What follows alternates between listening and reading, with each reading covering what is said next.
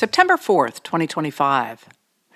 Senators challenged the decisions of Health and Human Services Secretary Robert F. Kennedy, Jr. as he testified before the Senate Finance Committee for about 3 hours today.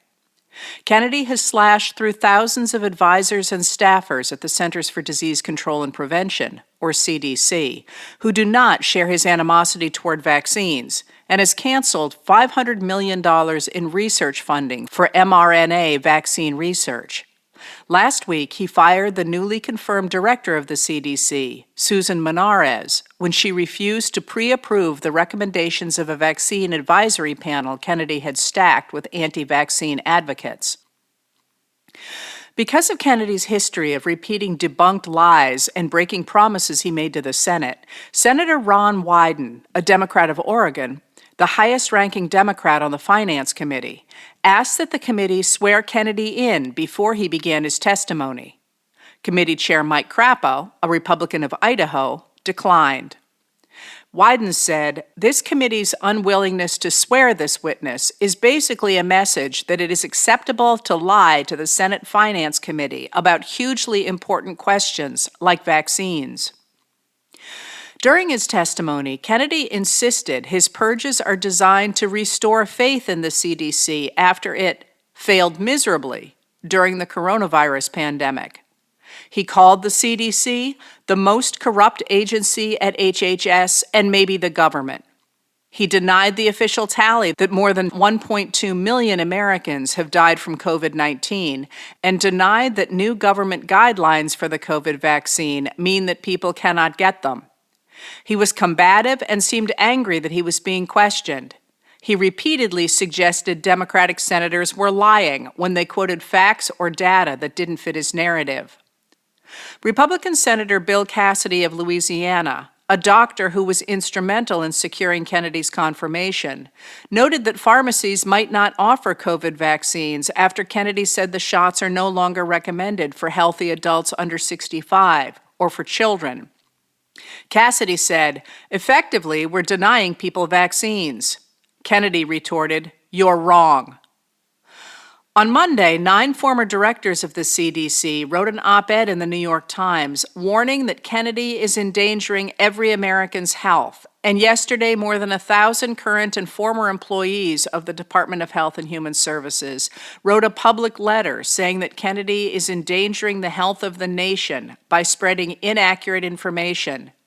They called for Kennedy to resign or be fired.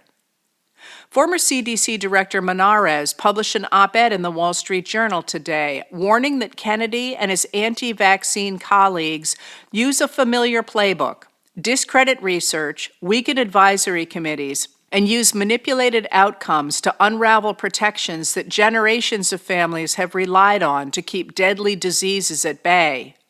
Once trusted experts are removed and advisory bodies are stacked, the results are predetermined. That isn't reform, it is sabotage. Egged on by President Donald J. Trump in summer 2020, people involved in the MAGA movement zeroed in on government attempts to combat the coronavirus pandemic as an assault on their freedom. Now, Kennedy and adherents of the Make America Healthy Again, or MAHA branch of MAGA, are attacking vaccines in general as a government assault on freedom. In a letter issued to the states today, the Department of Health and Human Services reiterated that states must respect state religious and conscience exemptions from vaccine mandates. It reiterated Kennedy's position that American freedom dictates the removal of the government's power to require Americans to get vaccines. States have the authority to balance public health goals with individual freedom, the letter quotes Kennedy as saying. Protecting both public health and personal liberty is how we restore faith in our institutions and make America healthy again. Yesterday, Florida became the first state to move to eliminate all vaccine requirements for public school students. If the state legislature agrees, the move would end Florida's previously required vaccinations for polio, tetanus, chickenpox, hepatitis B, and measles, mumps, and rubella, or MMR. No state mandates the COVID vaccine. Florida Surgeon General Dr. Joseph Ladapo said that every government vaccine mandate is wrong and drips with disdain and slavery. He added, "People have a right to make their own decisions, informed decisions. What you put into your body is because of your relationship with your body and your God. I don't have that right. Government does not have that right."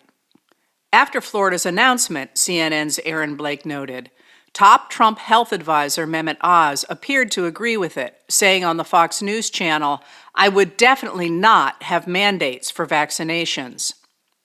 For decades, the Republican Party has called for the dismantling of government regulations with the argument that such regulations were destroying American freedom. As Ronald Reagan put it in 1964 in his speech supporting Barry Goldwater for president, on the one hand, there was individual freedom consistent with law and order, and on the other hand was the ant heap of totalitarianism. But the fight over vaccines illustrates the difference between freedom from government overreach and freedom to build a life that is not cramped by preventable obstacles. The CDC estimates that between 1994 and 2003, childhood vaccinations prevented 32 million hospitalizations and 1,129,000 deaths among children, and saved at least $540 billion. Removing those vaccines removes the individual freedom to determine one's future.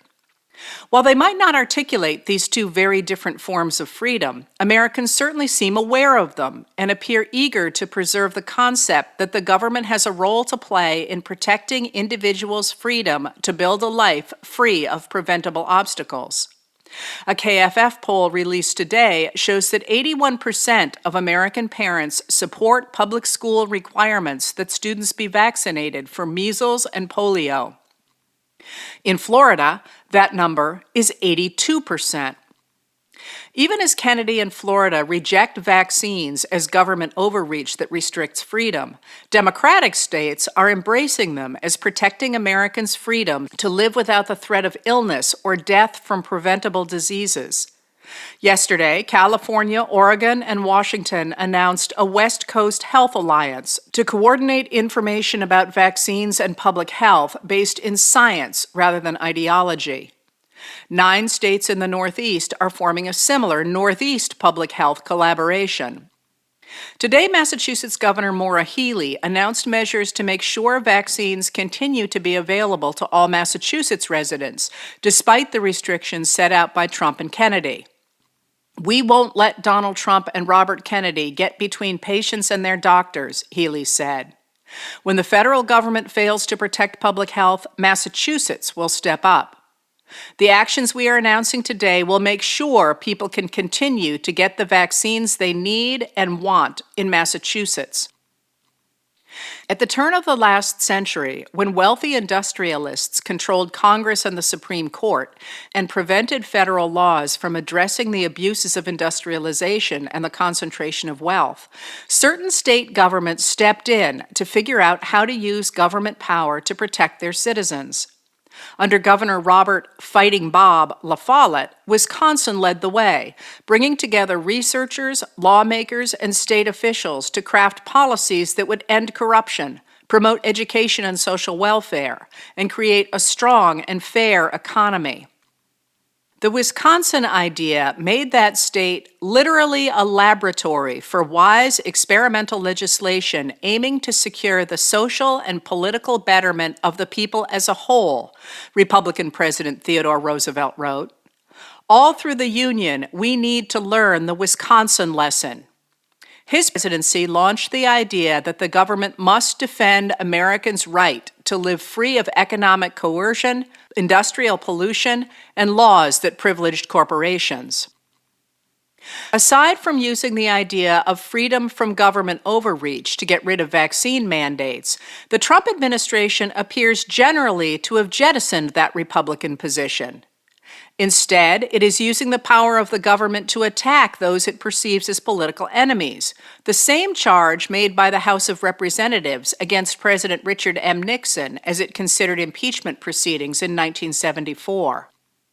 Today, the Department of Justice launched a criminal investigation into Lisa Cook, a governor of the U.S. Federal Reserve, for allegedly committing mortgage fraud by claiming two separate properties as her primary residence. Robert Fetchericki, Justin Elliott, and Alex Mirjewski of ProPublica reported today that three of Trump's own cabinet members, Labor Secretary Lori Chavez DeRemer, Transportation Secretary Sean Duffy, and EPA Administrator Lee Zeldin, have all done the same. A video released today by right-wing activist James O'Keefe, who often edits his material to mislead viewers, showed the Department of Justice's acting Deputy Chief of Special Operations, Joseph Schnitt, saying that Jeffrey Epstein associate and convicted sex trafficker Ghislaine Maxwell was moved to a minimum security prison camp because the government is offering her something to keep her mouth shut. He also told an undercover journalist both that the Epstein files exist and that before their release, the government will redact every Republican and conservative person in those files and leave all the liberal Democratic people. Tonight, the Department of Justice published what appears to be an apology of sorts that confirms the material in the video. In an apparent screenshot of an email, Schnitt says he was talking to a woman he had met on a dating app, and that his comments were my own personal comments on what I've learned in the media, and not from anything I've done or learned via work. Even more dramatic a government assault on freedom is the administration's deployment of troops in Los Angeles and Washington, D.C., and its threat to deploy troops in Chicago and other cities. Now it has gone so far as to assert the government's power to order the military to kill individuals Trump declares are gang members smuggling drugs, as it did by apparently killing 11 people on what they claimed was a drug boat. With Trump and his loyalists abandoning the avowed Republican commitment to freedom from government overreach, except when it serves their political interests, by attacking vaccines, for example, Americans determined to prevent the dismantling of our modern government are beginning to speak up to defend government protection of our freedom to live without unwarranted outside interference. Recently, the 18 universities that make up the Big Ten Conference announced they will be running an ad during sporting events that focuses on how Big Ten universities make America healthier, safer, and more prosperous through everything from discovering new medical treatments to developing healthier foods to driving economic growth. Pushing back on the Trump administration's attacks against universities and scientific research, they intend to highlight the importance of their work for the public good.